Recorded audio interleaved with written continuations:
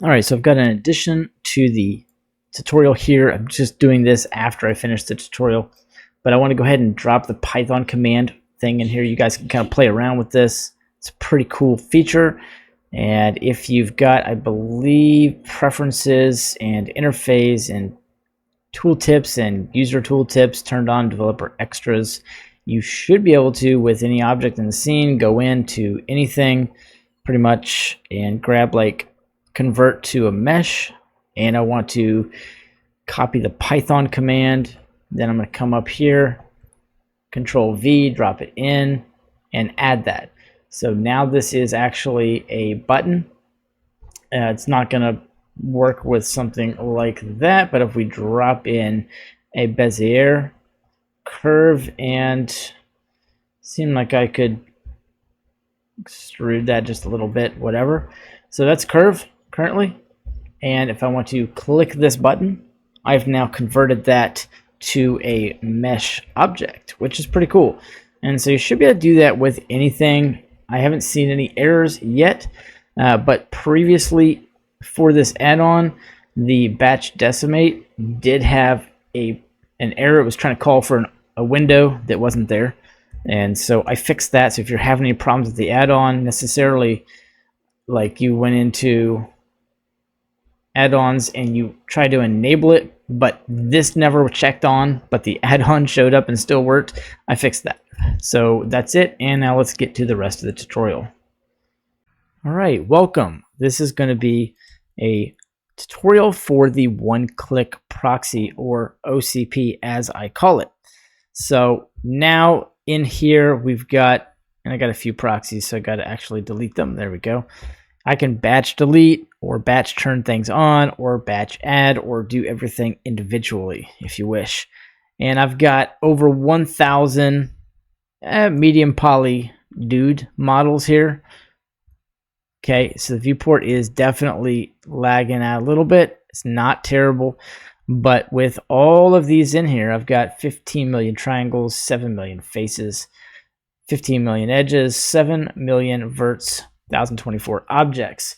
Now I want to reduce that viewport demand because I've got other things going on. So I can click to OCP all of these objects. Instead of 15 million, I now have 669,000 triangles and only 658,000 faces.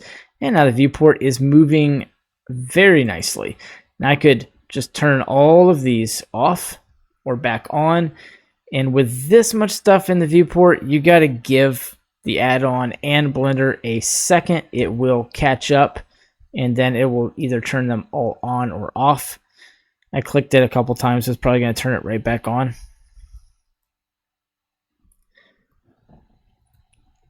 Yeah, that's what I thought. I turned them all right back on. That's cool. So you don't even have to have anything selected because these buttons are literally looping inside of the add-on with the code, and it's just looping through all of the objects, all 1,024 of those objects, and saying, hey, if it has, and I can't move the viewport because it's working, if this has the OCP modifier, then turn it off.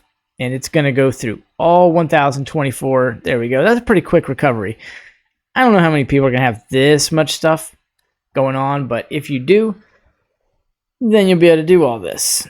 So now what we can do is I will batch delete all of those, and the delete's much quicker.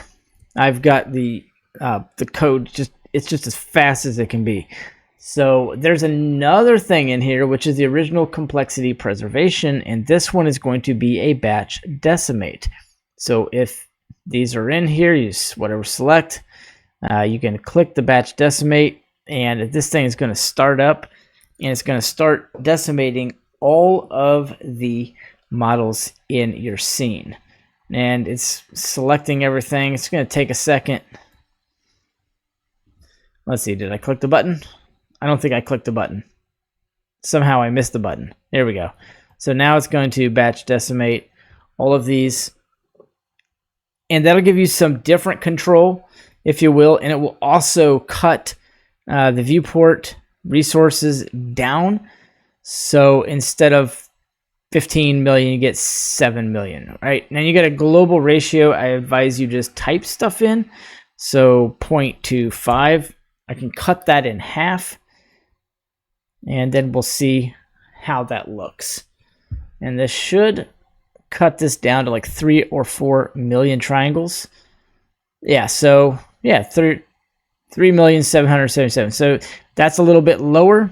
And if you wanted to turn off all of the decimates for all of these at one time, you can click the little eyeball and it's going to turn it all off and go back up to 15 million. And then if you click it one more time, it's going to loop through everything and turn it back on. So that way you've dropped your resources down considerably.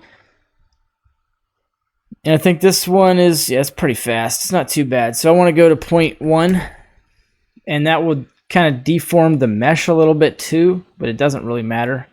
Like, could you imagine going through 1,024 objects, each one click, click, click, click, click, click and adjust, click and adjust, click and adjust? That would get really annoying. So now we're down to 1.5 million. That's decent. We can work with that. Now, up here, one of the bigger updates was, and let me backtrack.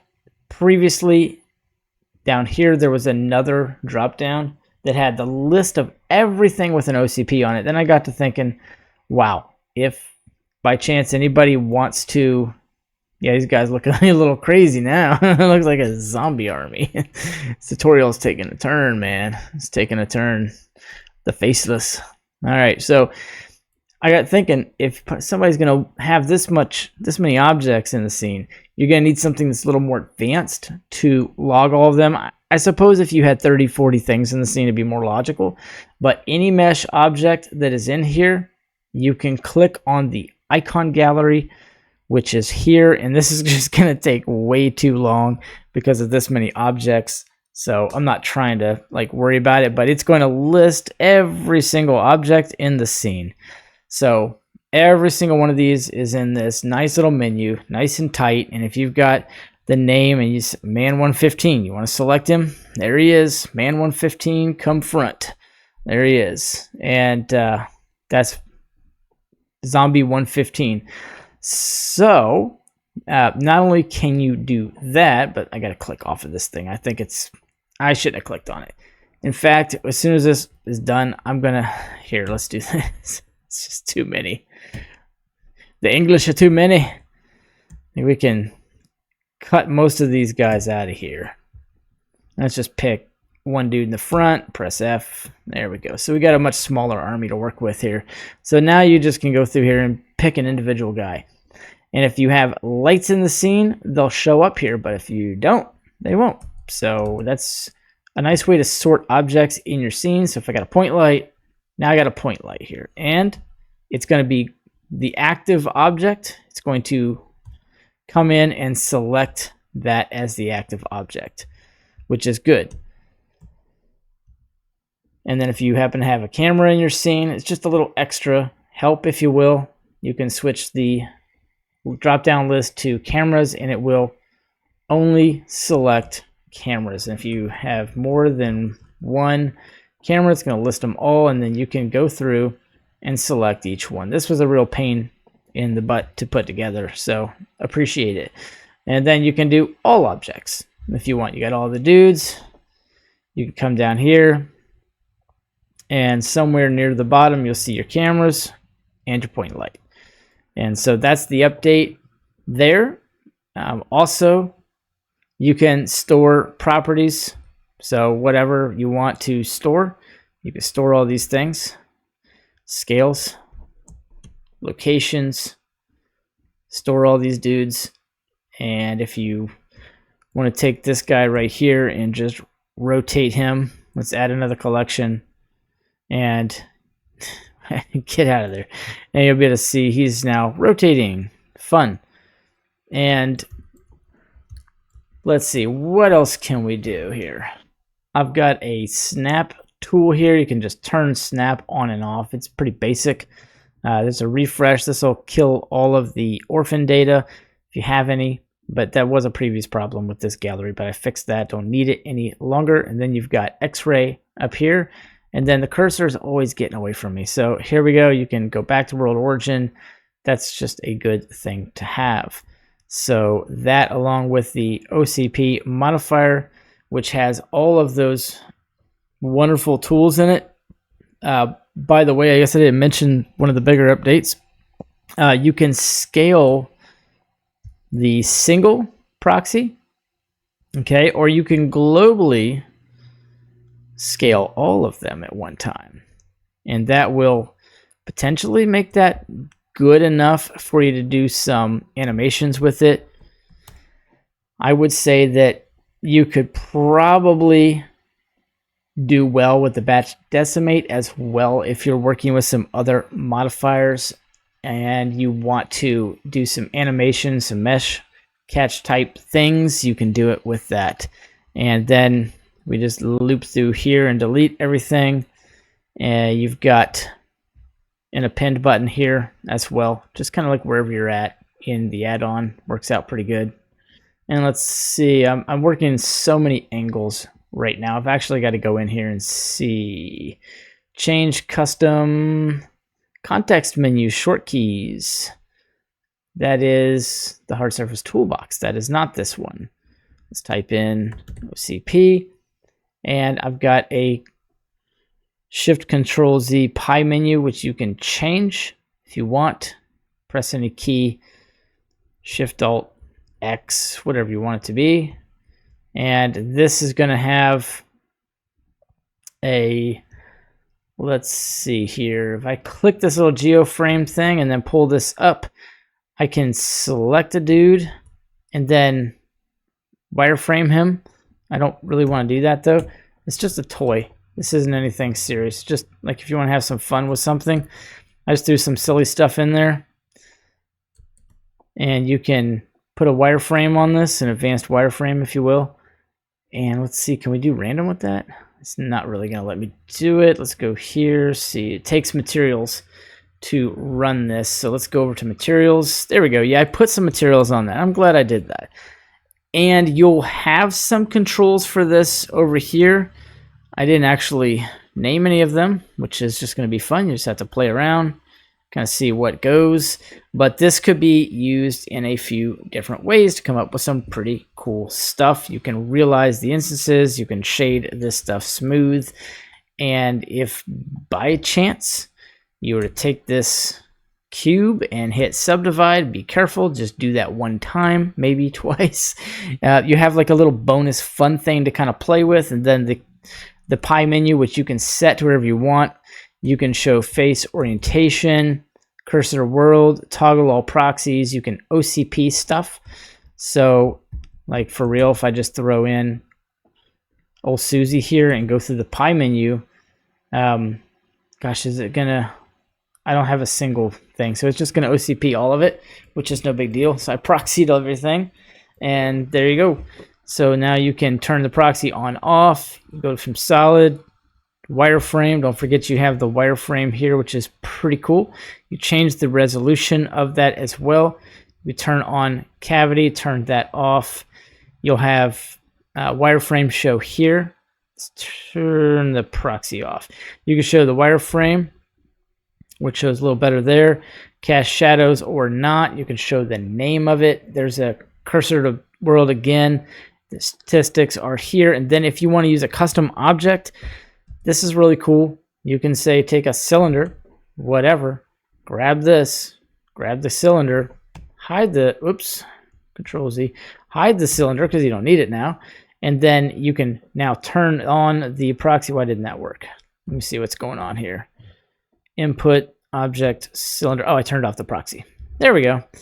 So now we can turn this on or off. Oh, I see what's going on. I forgot to mention there is another thing. You can go from relative to original position. There we go. So whatever makes sense to you, and then we can hide that. So now you've got this, and the Suzanne is not inside. It's a real proxy. It's a real instance. And if you turn it off, there's your Suzanne. You do that, turn this off, you got the convex hull. It's not too confusing once you get used to it.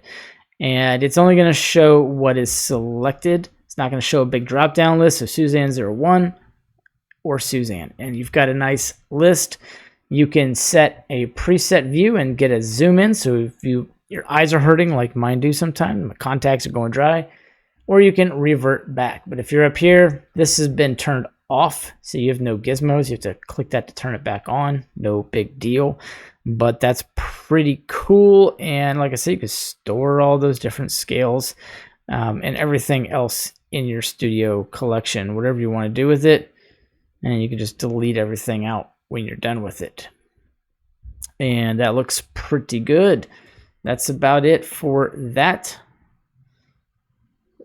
So we can just select a couple things, play with it, do whatever you want to do, and then revert back. And if by chance this add-on isn't working good in 4.0, because I just noticed like a few of my buttons are not showing up here, I'm going to look at that here in a minute once I'm done with this. But if it's not showing up, try it in 3.6. But everything should work. I think I just got to reset because I've been having glitches all day and my computer does not want to stop updating. But everything works pretty good here. Got my low poly tree. I'm really proud of that tree. Just want you guys to know that.